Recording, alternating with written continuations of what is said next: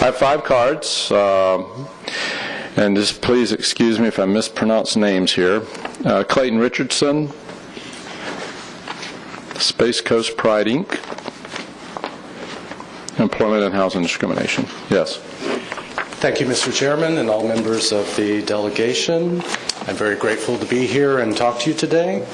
I live in Satellite Beach with my partner of 30 years, and I'm here to represent Space Coast Pride. We're a nonprofit organization. We represent the interests of gay, lesbian, bisexual, and transgender community in Brevard County. We also promote the area to LGBT people throughout Florida. I'm very proud to tell you that our last festival had attendees from 18 different states and 19 different counties in Florida. And next year, you're cordially invited to come. It's going to happen in the Ogallie Business District. We'll have our first ever Gay Pride Parade in Brevard County. And you're happy to come and meet your constituents there. But today I really want to talk about discrimination. Many members of the audience may not know this, but at the state level, county, or any municipality in Florida, there's no law that prohibits discrimination on the basis of sexual orientation. Got to be honest here, our country has a shameful history when it comes to bigotry against LGBT people. There have been witch hunts, electroshock treatment, police roundups, job termination, housing eviction. Citizens have been victimized by assault, arson, even murder, and were shown disregard by police and prosecutors. But you know, society's come a long way. We're very happy about that.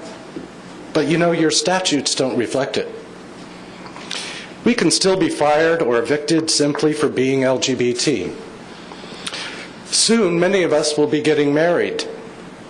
I'm not saying if, I'm saying when we are married, and we'll be vulnerable to discrimination simply by acknowledging our families in our communities and the workplace. So let me pivot a little bit, and I want to talk about economic issues. The children of many parents I've spoken to got a great education here in Brevard County. They love the Space Coast, but you know, they find they have to move away to advance their careers.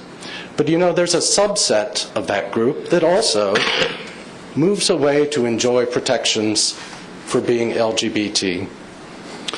So there's a brain drain.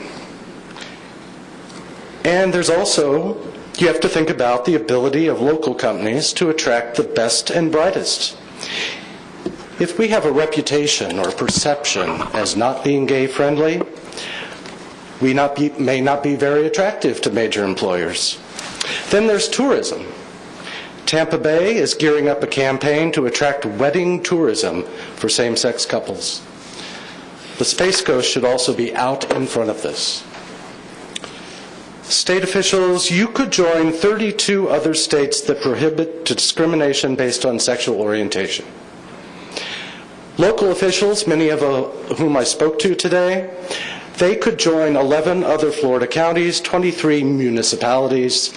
That represents 53% of the state population that have bans on this discrimination.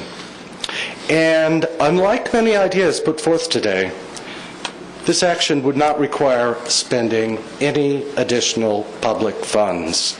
You already administer policies regarding job and housing discrimination. Finally, for those of you who feel that anti-discrimination ordinance would put an undue burden on private businesses, I'd say, well, start with your own public employees. Set a standard for fairness.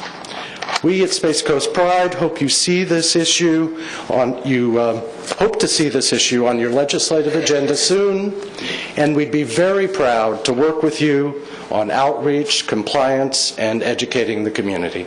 Thank you very much. Thank you. Any questions?